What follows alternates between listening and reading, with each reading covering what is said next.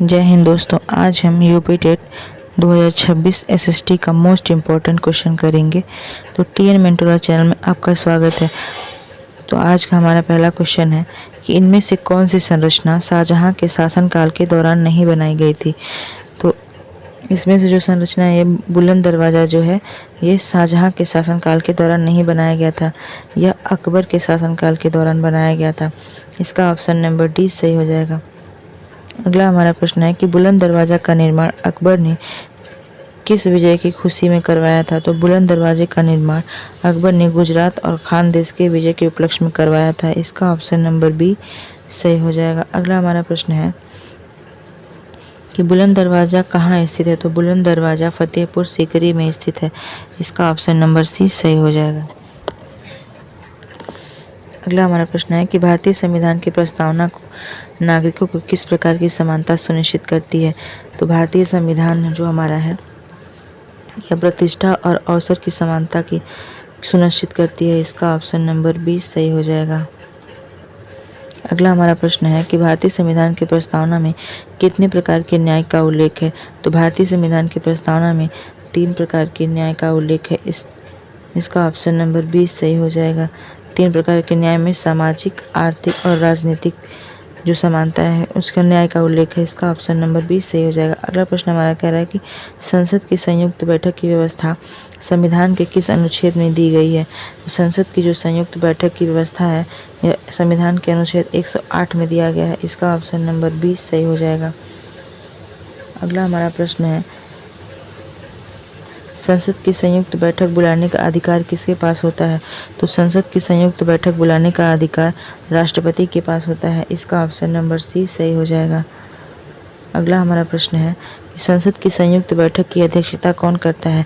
तो संसद की संयुक्त बैठक की अध्यक्षता लोकसभा अध्यक्ष करता है। इसका ऑप्शन नंबर सी सही हो जाएगा।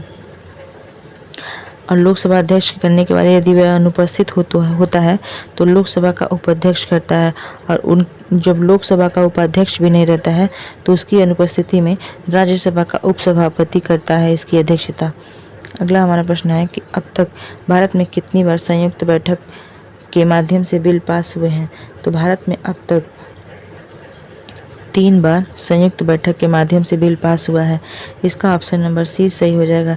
ये एसएसटी के बहुत ही इम्पोर्टेंट क्वेश्चन है, आप लोग इसको नोट डाउन करते हुए चलिएगा।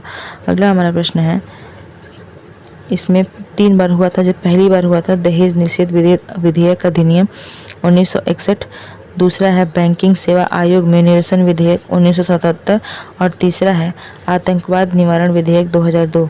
3 बार संयुक्त बैठक के हिसाब से बिल पास हुआ था।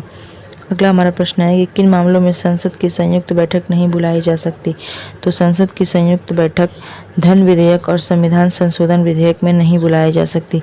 इसका ऑप्शन नंबर 20 सही हो जाएगा। अगला हमारा प्रश्न है कि संविधान के किस अनुच्छेद के अनुसार संसद, राष्ट्रपति और 2 सदनों लोकसभा और राज्यसभा मिलकर बनेगी।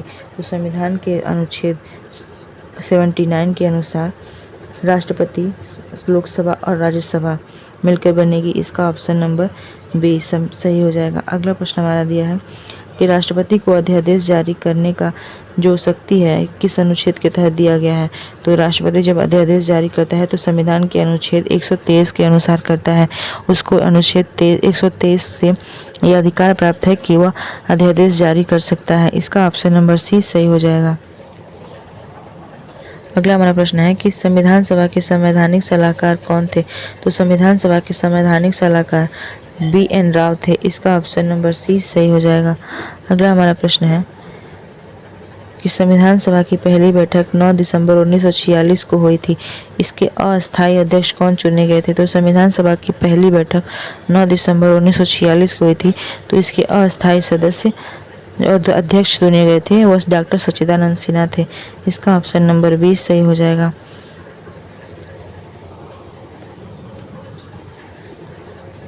अगला प्रश्न है कि काजू उगाने के लिए सबसे उपयुक्त मिट्टी कौन सी होती है। तो काजू उगाने के लिए सबसे उपयुक्त मिट्टी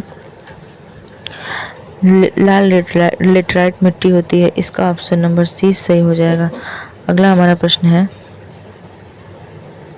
ताजमहल का निर्माण किसकी याद में करवाया गया था? तो ताजमहल का निर्माण मुमताज़ महल की याद में करवाया गया था, शाहजहां ने करवाया था। इसका ऑप्शन नंबर 20 सही हो जाएगा। अगला हमारा प्रश्न है कि ताजमहल के लिए सफ़ेद संगमरमर कहाँ से लाया गया था? तो ताजमहल के निर्माण में सफ़ेद संगमरमर मकराना राजस्थान से लाया गया था। इसका ऑप्शन नंबर बी सही हो जाएगा। अगला हमारा प्रश्न है कि सिंधु घाटी सभ्यता में वक्राकार ईंटें कहाँ से मिली थी? तो सिंधु घाटी सभ्यता में वक्राकार ईंटें चहुंदड़ों से प्राप्त हुआ था। इसका ऑप्शन नंबर सी सही हो जाएगा। ये बहुत ही इम्पोर्टेंट क्वेश्चन है एसएसटी का, जो आपको सी टेट हो या यूपी टेट हो, इसमें बहुत ही हेल्पफुल रहेगा। अगला हमारा प्रश्न है कि सिंधु घाटी सभ्यता की वह कौन सा स्थल है जहां गढ़ या सिटाडेल नहीं था? तो सिंधु घाटी की जो सभ्यता, जो चहुंदड़ू है, यहाँ पे गढ़ या सिटाडेल नहीं था। इसका ऑप्शन नंबर सी सही हो जाएगा। अगला हमारा प्रश्न है कि किसी राज्य के राज्यपाल को पद की शपथ कौन दिलाता है? किसी राज्य के राज्यपाल को पद की शपथ संबंधित राज्य के उच्च न्यायालय का मुख्य न्यायाधीश दिलाता है। इसका ऑप्शन नंबर सी सही हो जाएगा। अगला हमारा प्रश्न है कि 1940 का अगस्त प्रस्ताव किस ब्रिटिश वायसराय द्वारा प्रस्तुत किया गया था? तो 1940 का जो अगस्त प्रस्ताव था, यह लॉर्ड लिनलिथगो के द्वारा प्रस्तुत किया गया था। इसका ऑप्शन नंबर 20 सही हो जाएगा। अगला हमारा प्रश्न है कि गांधी जी ने किस मिशन के प्रस्तावों को डूबते हुए बैंक का पोस्ट डेटेड चेक कहा था? तो गांधी जी ने क्रिप्स मिशन को डूबते हुए बैंक का पोस्ट डेटेड चेक कहा था। इसका ऑप्शन नंबर 20 सही हो जाएगा।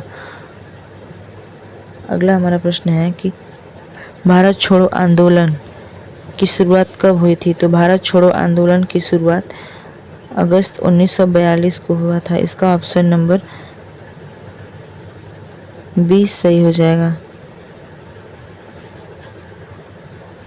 अगला हमारा प्रश्न है कि चौरी चौरा घटना के बाद गांधी जी द्वारा असहयोग आंदोलन स्थगित करने को किसने राष्ट्रीय आपदा कहा था? तो चौरी चौरा घटना के बाद गांधी जी ने जब असहयोग आंदोलन स्थगित कर दिया था, तो सुभाष चंद्र बोस ने इसे राष्ट्रीय आपात कहा था। इसका ऑप्शन नंबर सी सही हो जाएगा। अगला प्रश्न है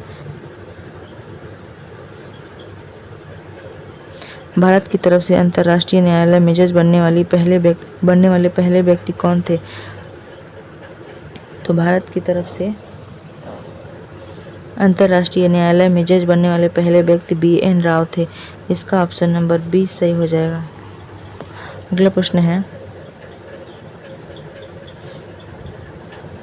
कि भारतीय संविधान के किस अनुच्छेद में यह उल्लेख है कि भारत का एक राष्ट्रपति होगा? तो भारतीय संविधान के अनुच्छेद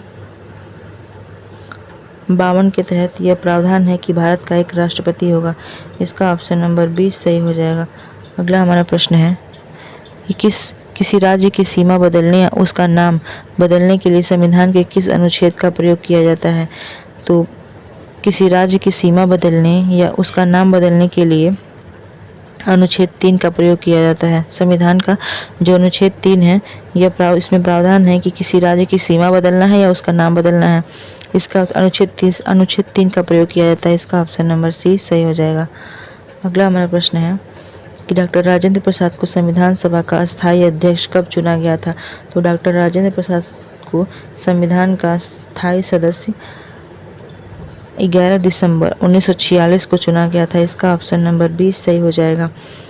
अगला प्रश्न है कि संविधान सभा के 2 उपाध्यक्ष कौन थे? तो संविधान सभा के 2 उपाध्यक्ष SC मुखर्जी और VT कृष्णमाचारी थे। इसका ऑप्शन नंबर 20 सही हो जाएगा। अगला हमारा प्रश्न है